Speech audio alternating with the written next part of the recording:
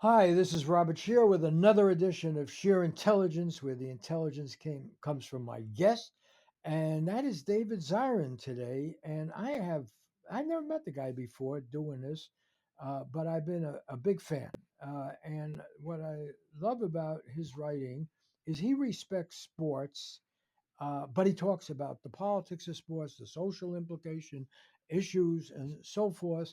But deep down, he knows why people go watch games, and he knows why they play them, and the good side. But he also knows the bad side, the hypocrisy.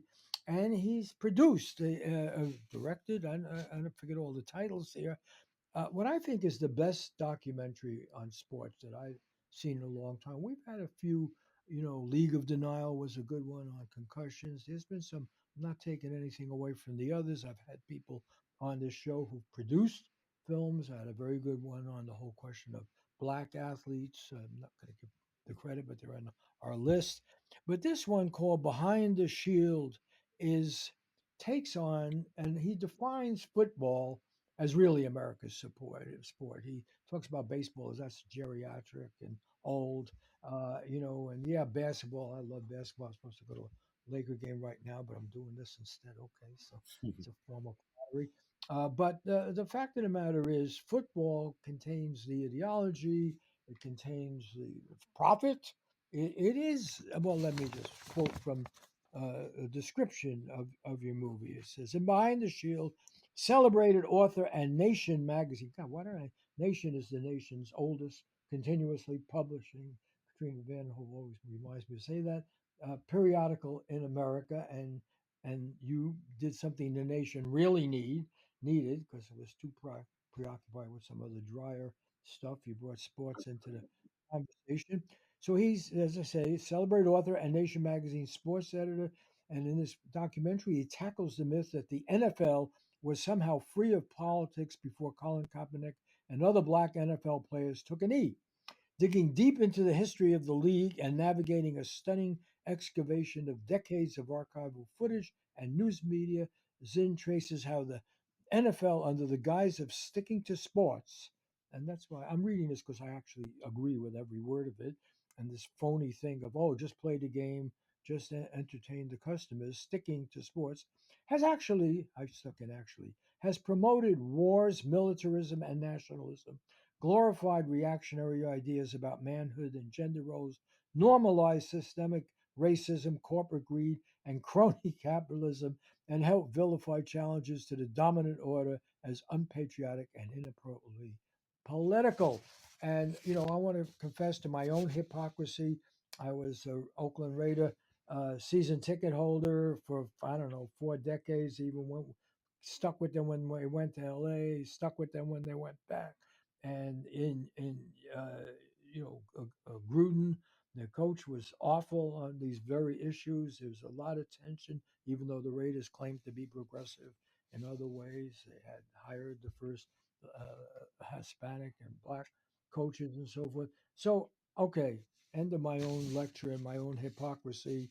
I'm a sucker for all of this stuff. Uh, but your book tells us something really important, and you sent it on the shield of the NFL. So take it from there. Yeah, first of all, it's great to be on the show. Thank you so much for having me. The film is, in fact, available if people want to check it out at behindtheshieldmovie.com. It is a total, as you said, excavation of the National Football League. And the way this came about is that I was approached by the Media Education Foundation about helping them produce, write, direct a film. And they said, we just want it to be about something sports related. What are you thinking about these days? And honestly, what I was thinking about was the fact that every other sport pales in popularity to the National Football League, not just sports.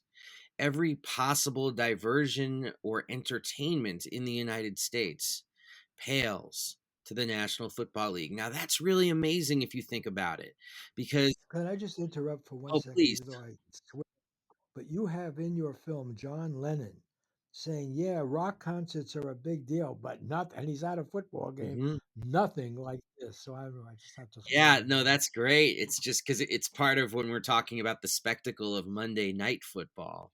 and what that did to the whole operation. And it's like it says, "Here we are, Howard Cosell with a special guest," and then there's John Lennon, and he says, "It's 100 times better than a rock concert." And it is just one of the things when we found that little piece of archive footage. And credit to Jeremy Earp and Loretta Alper, who did so much of the archive work in addition to direction and production and writing and everything. It was just an amazing moment that showed how the power of the NFL, the cultural power, really was starting to build in the 1970s. And you could argue that some of its popularity in that time was as a reaction to the movements of the 1960s, like men attaching themselves to something that had a sort of brute force patriotism that a sport like baseball could not touch, and basketball being seen as too associated with the Black community. So I wonder sometimes about the growth of football in the 1970s, in the context of the beginnings of deindustrialization, and in the context of new groups who were previously marginalized contesting for power. But that's a whole other question. The thing about the National Football League that I found so fascinating is, Bob, if you think about other sports or if you think about music, I mean, all of the individual audiences are smaller than they were a generation ago because there's so many other choices, so many channels, so many options. But in that period where audiences have been sliced and diced, the NFL audience has gotten bigger. That's amazingly counterintuitive for how our culture is going. So it really is the last entertainment monoculture in the United States, really, other than you could argue elections. And I think that made it the film for me that I said to the Media Education Foundation, this is the film I want to do. We got to do something about the National Football League because you can't talk about sports without talking about the National Football League and its effects on the culture. It's interesting in that respect because television obviously nowadays is very dependent upon live sports because Yes. otherwise people are going to tape it, ignore the commercials. I teach in School of Communication and Journalism at USC, and painfully aware of that. And because people want to follow it in real time, they'll actually put up with the ads. So it's a big, big profit center. It's a big profit center for educational institutions like the USC, where they could hire a coach for what, 10, 12 million. It's a secret because private university a year. Mm, I mean, what are we talking about here? And as to point about football, I mean, you say it in the document, but basketball, which is I guess the next big cash support. You refer to baseball as a geriatric sport, so and which it goes on too long. But I I actually love like baseball because baseball. I have, I like it because it's boring and you can talk to the people you went with, and yeah, you don't have to pay attention and so forth. And people aren't screaming in your ears all the time. But the basketball, which I love, the fact is it doesn't make as much money. no, It's not in the same league with football. But I think in your film, what struck me is you say, wait a minute, it's not just a question of a spectacle. This is a spectacle of violence, hmm and that's why concussions are so, that very good documentary I referred to, League of Denial. They well, papered this all up. It is designed yeah. to increase, and so it's a natural fit for the military. Exactly. And that's why the first thing we cover in Behind the Shield is we want to explode the lie that the league only got political because black athletes started putting a knee on the ground and raising their voice against police violence. This is a lie that it was the players who imposed politics on the league because the league has been political for decades. Whether you're talking about the militarism that exploded after 9/11, whether you're talking about the militarism during the Vietnam War period that the league happily attached itself to. It's not just that it represented or reflected war, it's that they had formal relationships with the Pentagon about how they should be used for recruiting and for morale. both in the Vietnam and then in the post 9/11 period. So the idea, and then of course corporatism, sexism, with the cheerleaders and whatnot, and that sexism, as I talk about in the film, still really does pervade the top corridors of the National Football League. It's just a moral sewer the higher up you get on the food chain of this league. But that's what we're up against. This very powerful, very hypocritical institution. And it's so important to call that aspect of it out, because when they say don't mix sports and politics, what they're really trying to say is don't mix sports and a certain kind of politics. They don't want their politics center stage. I mean, they want their politics center stage. They don't want the politics of players, particularly black players, pushing them off the political stage. That makes them extremely uncomfortable. The right wing cabal of NFL owners who are really in charge. It's interesting in that regard, is because racism was built into American sports from the beginning and was not called out. I mean, the idea that our national pastime was a strictly segregated, white only activity, baseball, until Jackie Robinson came in. I always ask my students, how could that be? First of all, with the exception, St. Louis, I guess, was the southernmost team, Hmm. and which was the most racist team. Uh, but the fact of the matter is, we accepted as normal right through World War II. Well, first of all, we accepted a segregated armed forces, and then we accepted a segregated national pastime that was racist. Hmm. So any idea, if you bring up race in context of sports, I mean, you're only admitting history. You look at the ownership in your documentary; it's all white. If you look at the selection, could you be a quarterback? That was a long time coming. Who's going to be a coach? A long time coming for some change. So the movie, I want to be very clear about this. This is documentary is not, some nasty person who never watches sports complaining about it. The sports are great, they're attractive, they're appealing, and we all do it. I have to, I'm a pretty old guy. I have to stop myself from still shooting some baskets and so forth. And you get very carried away. I get depressed, and so forth. If the team I'm watching is so doing, what you're doing, you're not bringing politics to sports as a writer any more than Colin Kaepernick brought it to as a player. You can't talk about it. How do you get? Why do you have the planes flying above?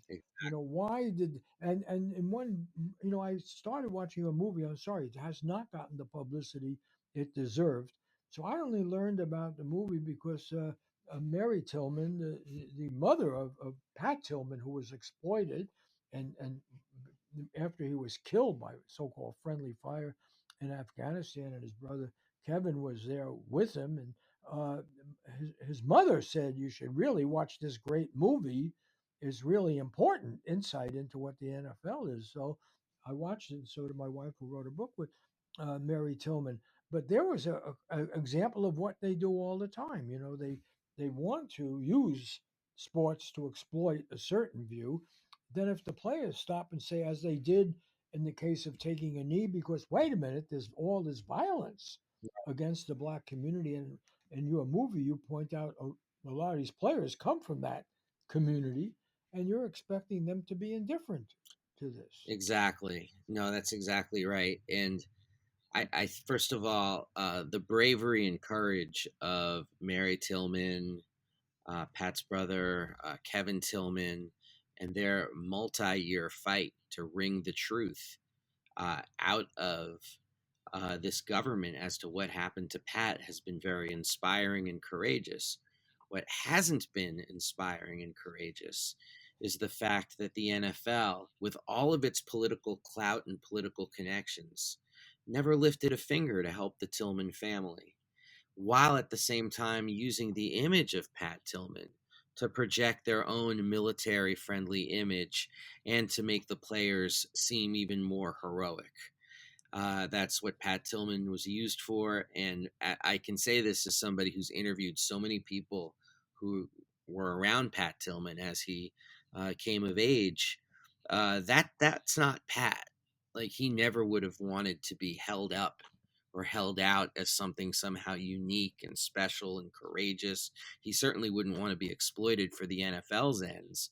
And I think that's why Pat's mom, Mary, was very attracted to the film, because I think it explains why a league would do something like that. And I think we have to ask that with the same amount of shock and outrage that you ask your class, why did it take until 1947 for Jackie Robinson to integrate Major League Baseball? Like, and to really pose it like that, like, why? How does that make sense to you? And it's the same thing with this, because once you start to answer the question, why wouldn't the NFL help the Tillman family as they desperately searched for answers? And once you are able to answer that question, it really is like pulling the string on a sweater as it slowly unravels, and you start learning a lot more about power, about bigotry, about exploitation. It unfurls itself in front of you. But at the same time, how do they survive if they're so blatantly hypocritical and paradoxical and all the rest of it? They survive because of a compliant media. And that's why the film is basically, if you think about it, a collection of facts in this particular time capsule of the 2010s. And of course, we go through the history as well. And yet it's being seen as something sort of new and bracing to so many people. And that, to me, in and of itself, is a condemnation of not all of the media by any stretch, but a lot of the media that covers this league. Well, the Tillman case came up in the most recent Super Bowl, Yes. and they have a good charity which gives out scholarship money and so forth.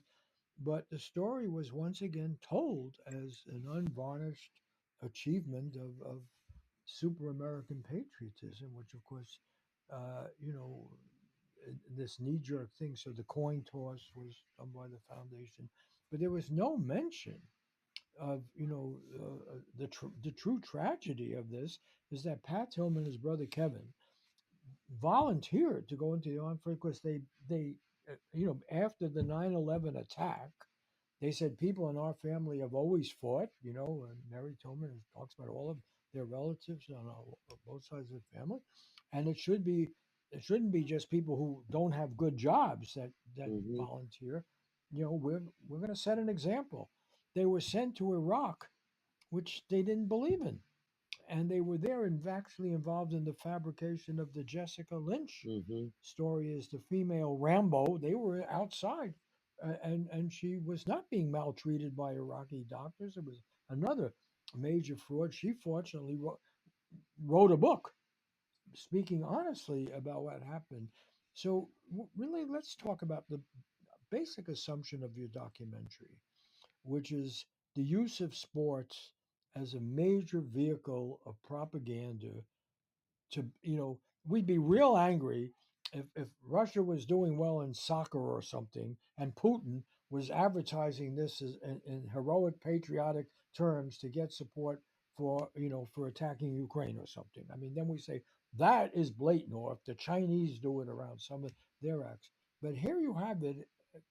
Take us into that. What is this whole mythology about the sports and how it's used, particularly around football? Well, I mean, you said it, Bob. I mean, sports are exciting, sports are fun, sports are amazing to participate in, as well as amazing to watch. I know sports aren't always a great experience for everybody, and it's not everyone's cup of tea. But for people who are sports fans, and I guess I'm speaking directly to them and about them, sports completes us in a way that other aspects of our culture just do not, and satisfies us in a way that maybe other aspects of the culture do not. And sports is something that's always been a part of humanity. I think that's one of the reasons why this has been passed down from eras that we think of as Cro-Magnon. I mean, we're talking about as soon as people were able to clothe themselves and feed themselves, they came up with games that they could play. Uh, and I think that's what speaks to why sports, why the platform is so heavily policed, and why so much care is taken by the people who really run sports, the billionaire owners, to make sure that that platform is not used to speak about things that could either interrupt the profit machine or challenge their own right wing politics. And they're acutely aware of how strong that platform is and how powerful that platform is. They're acutely aware of that. Like acutely aware of what Jackie Robinson meant to the civil rights movement, or Muhammad Ali to the 1960s, or Billie Jean King to the women's liberation movement. I mean, so many athletes with LGBTQ struggle, and of course the recent Black Lives Matter struggle. You can't speak about them without speaking about the WNBA, or of course Colin Kaepernick. I mean, it runs so deep, like that intertwining of sports and resistance politics in this country. And if I could, I want you asked why that's the case. I mean, sports are popular because they're awesome, but sports are also political because as soon as we started to have organized sports in this country, the marginalized populations who are being kept off the field fought to get on the field. And that immediately politicized the atmosphere of sports. Women, people of color, trying to get a foothold in this incredible thing of the late 19th century, organized sports, yet they were kept out of it. So they had to fight to get their share of it. And that's why it's always been so political, this world of sports, because it operates on the assumption of the myth of inclusion, but the reality of exclusion. You know, one reason I do these podcasts, full confession, they don't pay, is I learn. That's why I like teaching. I do get paid for teaching, but I learn. I learned from your documentary because maybe I should have known it. I'm an old enough guy to have actually gone to original American Football League games and so forth. You know, when I remember being in Yankee Stadium watching football. But in your documentary, you give a real great sense of history. I mean, I don't know how you got to use all these clips. It's something about at the end about fair use Yes. or something. But this is the best collection of what the archaeology of the whole thing that I've seen. You just have done, or whoever your team there Yeah. has done great work in excavating. And it was, I didn't realize until I watched your documentary that yes, football started as an elite, like, college, Ivy League college kind of thing. Manhood, and that was very big. So we can run the world because we're rich and we have to also be strong and climb mountains and so forth. But then in its professional manifestation, as opposed to baseball, which also had a Negro League and all that, and Satchel Paige and everything. However, in football, you mentioned in your documentary early football players who were black, Yes. so they had to be then excluded when the Mm. professional started taking off. And one of the prominent ones was, a great singer is remembered, Paul Robeson, but he was a all-American football player, and I believe academic scholar at Rutgers, Mhm. and not an Ivy League school, but had once a very good football team. Well, the Ivy League schools don't even do it anymore because that's can't, not their thing. But he was run out. I think he's probably the first prominent player to speak out politically, and so somebody who's been buried in memory, but in Black History Month we just came through, should be mentioned anytime. And so take us through that beginning, how black football players were in, and then they were excluded, and certainly excluded from what were called the talent positions and Yeah. I coaching. mean, the entire football history reflects probably as sharp as any sport what I was talking about before about the myth of inclusion and the reality of exclusion. Because football was a sport that came of age originally as an integrated sport, as you said. I mean, the great Fritz Pollard was a coach in the National Football League, a championship coach. But then you wouldn't see another black coach in the National Football League until your Oakland Raiders hired Art Shell in the in the early 1990s. I mean, so that's how long it took from the 20s to the early 90s before you had a second black coach in the National Football League.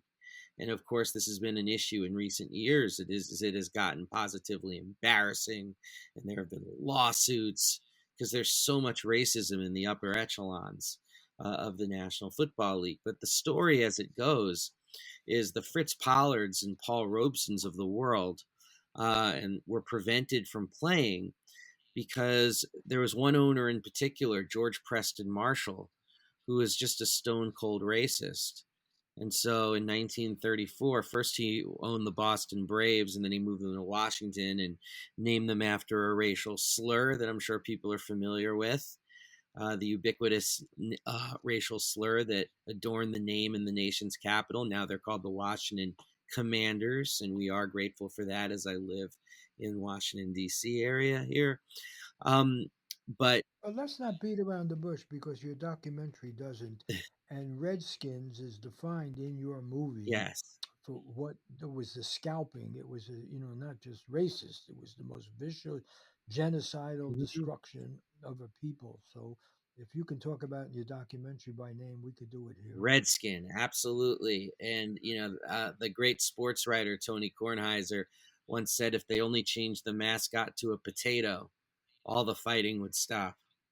But obviously, I get it. This is a little joke.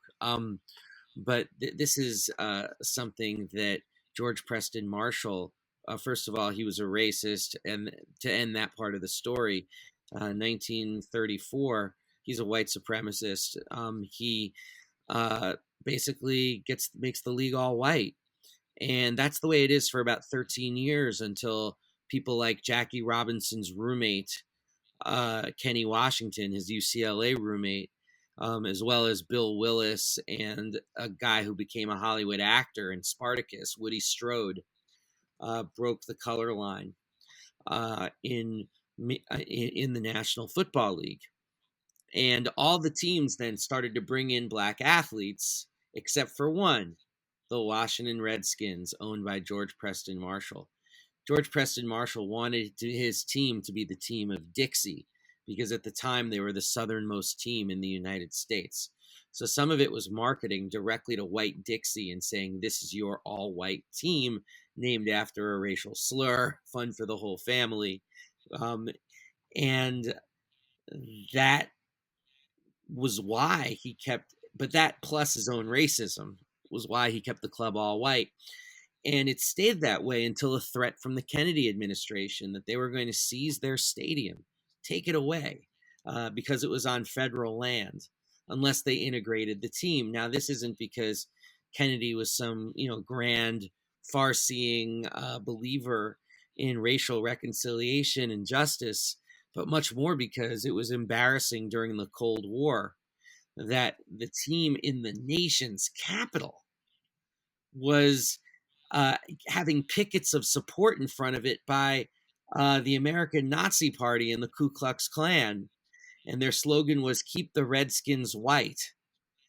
Like, that was just way too embarrassing given the Cold War and the fight between the United States and the USSR to gain the affection of the newly liberated countries of Africa and Latin America. So this was a big deal, a very big deal.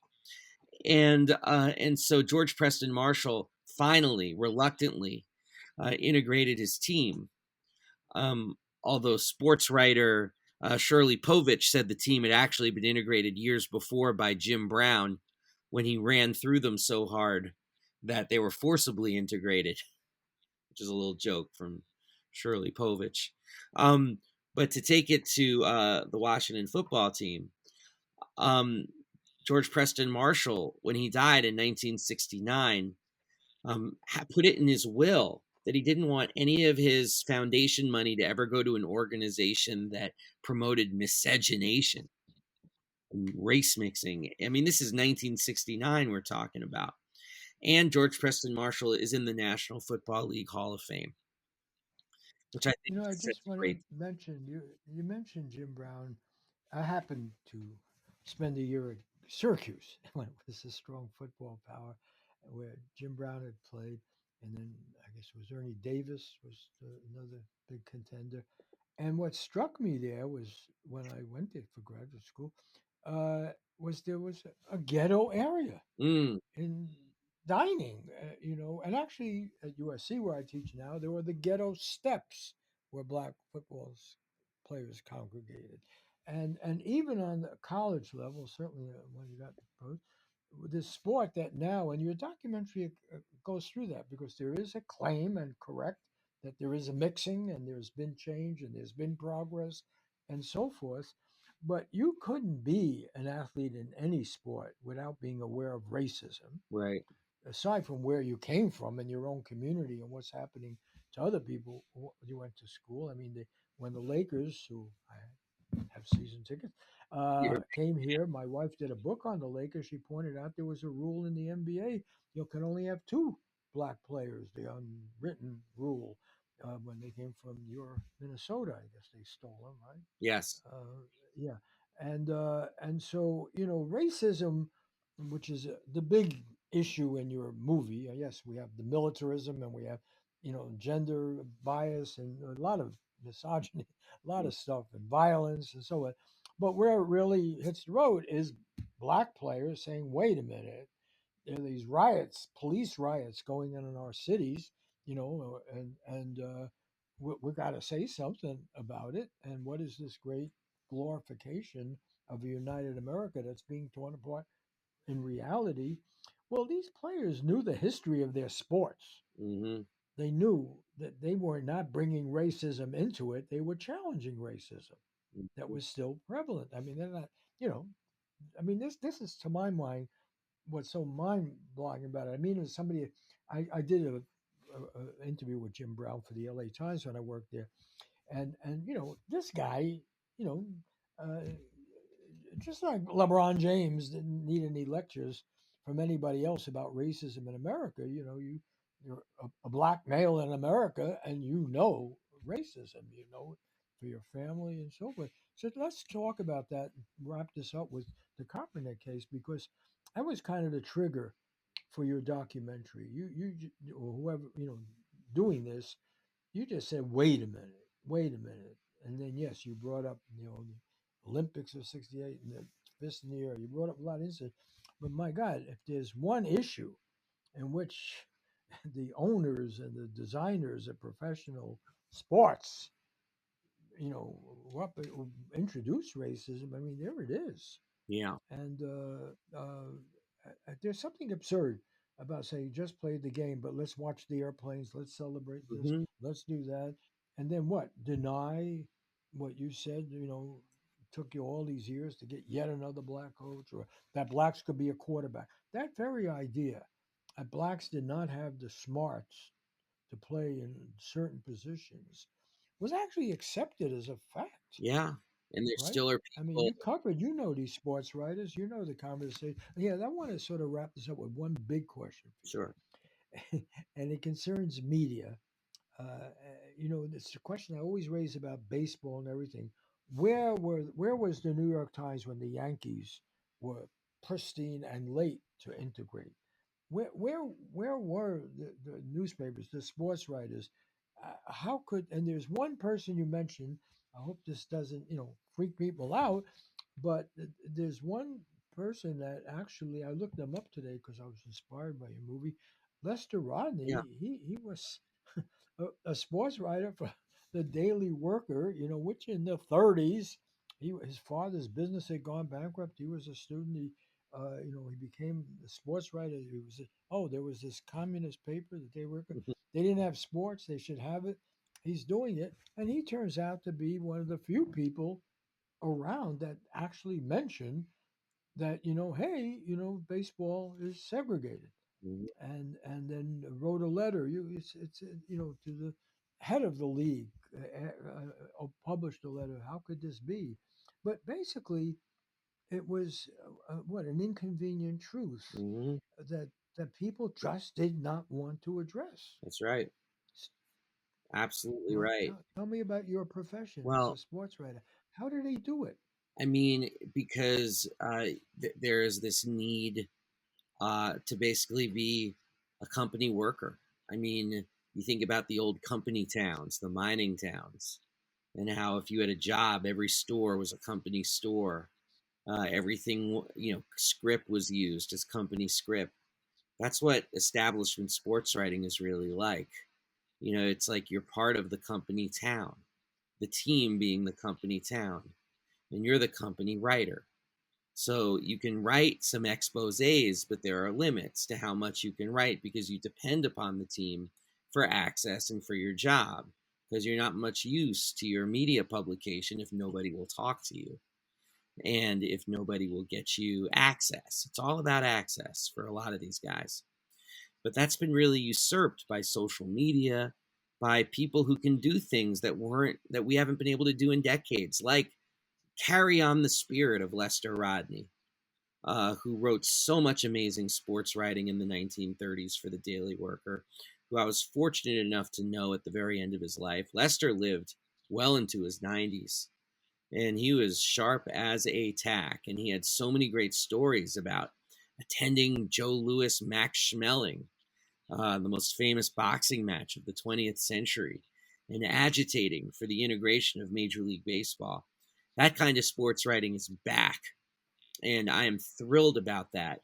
But it really took social media cracking that old media that exactly is what you're talking about for us to even begin to have the oxygen to have the discussion of what sports writing can be.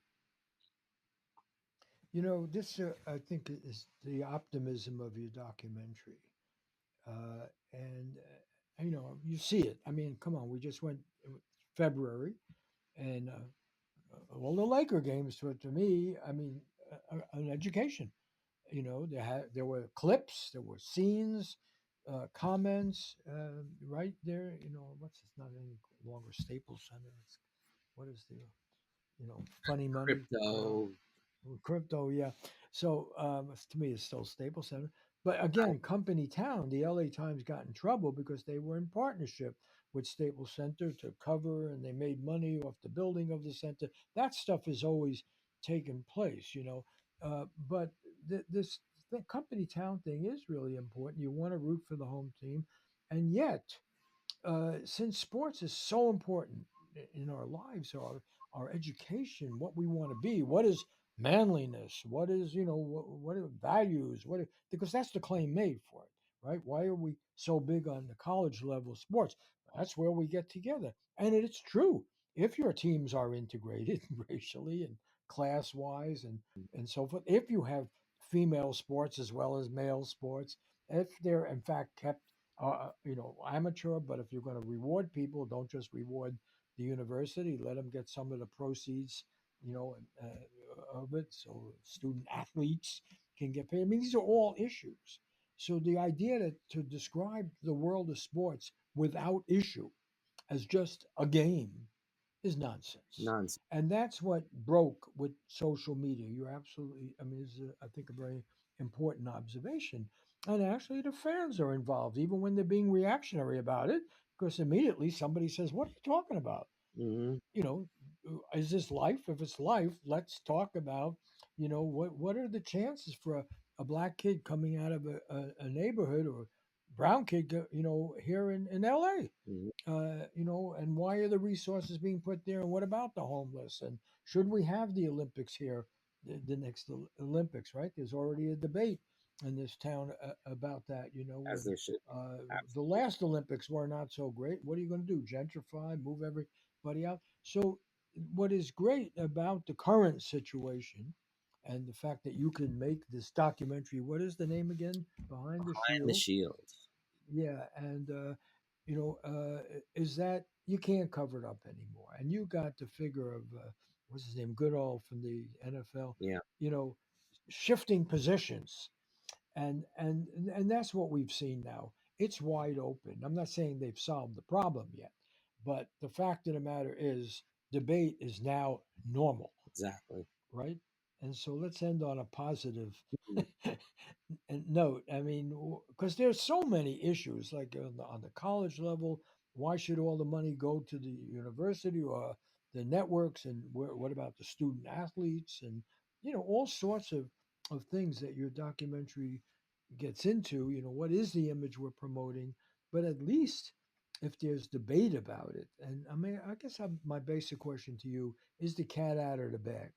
Can Yeah, you stifle that debate? Will sports writing be different? Will there be other Dave Zirins? I mean, there are. every time you talk to a glass ceiling person, I mean, in some, a trend, somebody who broke the mold, which you are that person, That's very. and your film is a tribute really to your life work.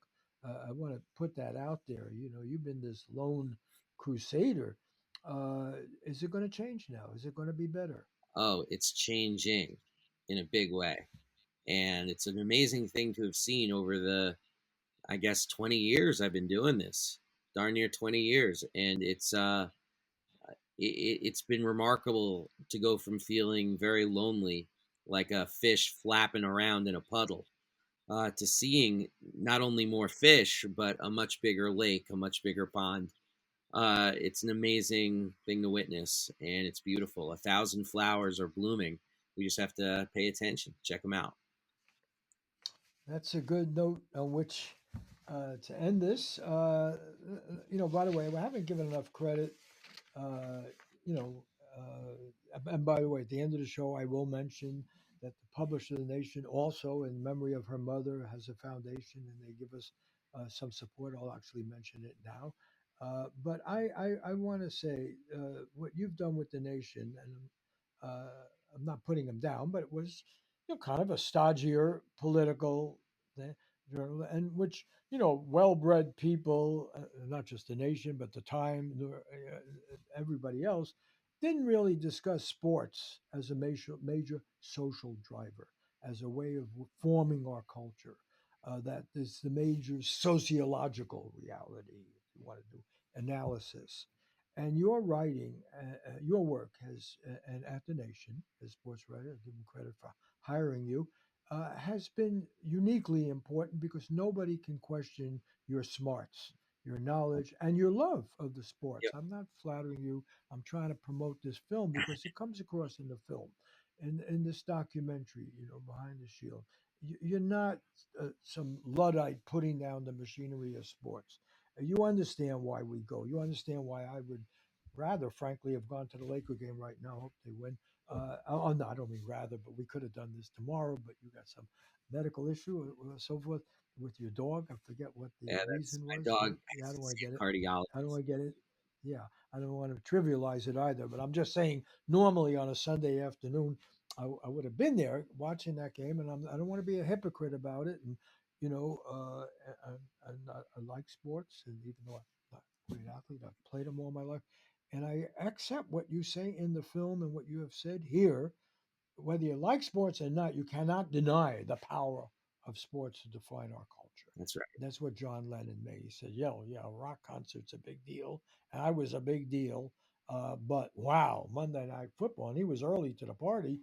Wow, this is really something. And what Yeah, is the Super Bowl? you really. The Super Bowl is America's what? Homage to the gods or Yeah, something. I mean, right? I mean, it's just sacrifice. whether it goes down or up one year or another, it's incredible. And there is a false claim of being apolitical, which is what this movie is all about, Absolutely. because it was political from day one. And what you've got is what Leonard Cohen describes in one of his songs: there's a crack in everything. That's how the light got through. Mm, You got so dependent and so many black athletes, in the cash sports, that you could not continue to dehumanize black people. That's what racism does. yep. I don't know. Hey, they come in all sizes and shapes and attitudes, and oh, they're human.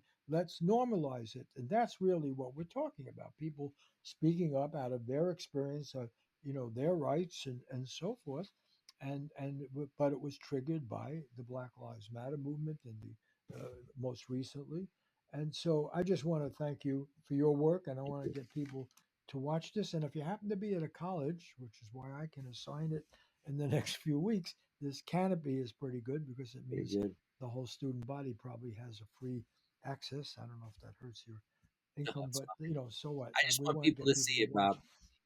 Yeah, behind the shield. So that's enough praise here, but I do think it's the best thing that I've seen, that summarizing all the contradictions and issues and the appeal of sports. I want to thank Laura Kondajarian and Christopher Ho at KCRW, the NPR station in Santa Monica, for getting our shows posted. Joshua Shear, our executive producer, who is a sports nut and used to do sports byline and be commenting on all this, who got you to do the show or put us in touch. Diego Ramos, who writes the intro, and Max Jones, who puts it up on video. And as I said before, the JKW Foundation, which, in the memory of Gene Stein, a terrifically, and I think for my money, important writer, a great human being, helps support these shows. See you next week with another edition of Sheer Intelligence.